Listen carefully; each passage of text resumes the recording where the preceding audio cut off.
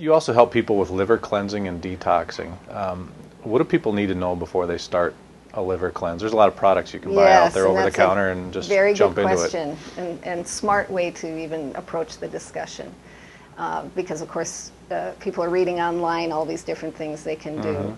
And the liver has varying degrees of fitness for doing cleansing and detoxing.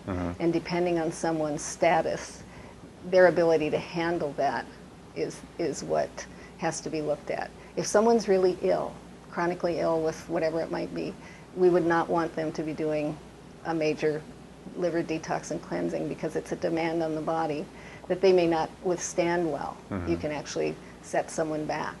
They can't clear the toxins you're stirring up or that kind of thing. So I used to use the words tonifying for, some nutrients I use that are liver tonifying, meaning that it's not going to stir things up, it's not going to release a bunch of toxins into the bloodstream, but rather help the liver do its job better. That's kind of one area that I feel comfortable we can help everybody with, even if we're not ready to do cleansing and detox. Cleansing and detox, then sometimes people are fit and ready to do it, and sometimes we get them ready. And then it would be likened to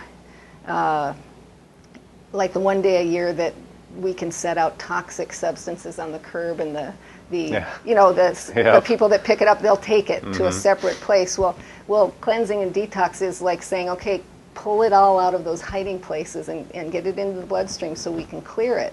That doesn't feel very good during that time to get it back into the bloodstream, but it takes a certain kind of effort to get it into the bloodstream. The body tucked it away in fat or wherever it might be for a reason. It said, ooh, we can't get rid of it all. It was too much, so we're going to store it away from areas that it could cause as much harm.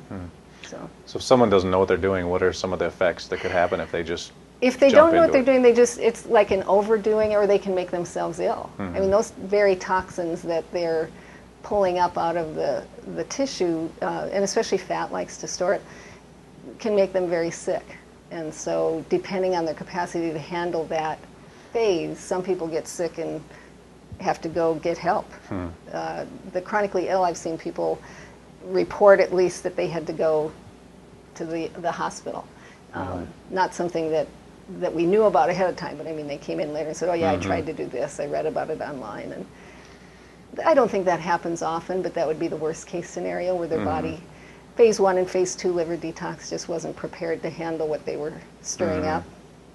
On the other side of that coin, if someone does it properly, what are some of the benefits that they could get if they do a detox or a liver cleanse? Oh, you can imagine if you got a clean slate, let's say in any arena health-wise, it feels good to kind of unload something you were lugging around that you didn't need. But it has to do with functionality of the cells. And when you translate that into many organ systems, you see an optimization in overall health. And so depending on what each person's symptom picture is, what their health is, it helps in each area, and certainly optimizes hormones. Our efficiency with detoxifying our own hormones is part of an integral part of hormone balancing. And if you're not doing that well, it doesn't help to add more hormones, because you can get toxic from those. So. Speaking of detoxification, what are some of the methods that you use that you find successful or had success with?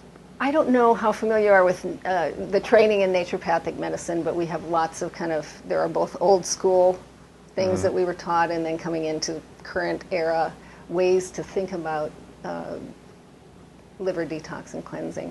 My practice evolved over the years to the point where I have been utilizing a program, 21-day program, I would say, is the most common thing I do, but I always individualize based on the person. Might be a 7 or a 14-day, but there's a 21-day program that utilizes meal replacement and nutrients to really do the job.